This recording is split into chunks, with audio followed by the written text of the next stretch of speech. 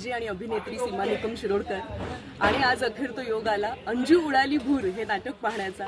दादर इथे आज मी प्रयोग पाहिला आणि माझ्याकडे खरंच शब्द नाहीयेत. अप्रतिम असं नाही. राजेश देशपांडे दिग्दर्शक यांच्याबद्दल मी काय बोलू, म्हणजे एकही जागा त्यांनी सोडली नाहीये. अगदी व्यवस्थित सबक, ज्याला जी भूमिका योग्य आहे तीच त्याला ती भूमिका मिळालेली आहे. आणि अंकुर वाडवे यांच्याबद्दल मी काय बोलू, पौर्णिमा अहिरे याच्यामध्ये आहेत.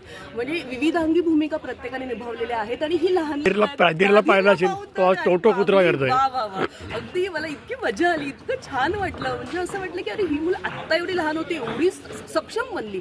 पण ह्याचं कारण हेच की थिएटर्स निर्मित जे बालनाट्य ते दरवर्षी घेतात, तिथे ही मुलं घडली. आणि आज पण सीमा, एक गोष्ट मला कबूल केली, माझ्या पाठीशी डॉक्टर सलील सावंत. अगदी ते जर नसते ते मी बालनाट्य मी करू शकलो नसतो.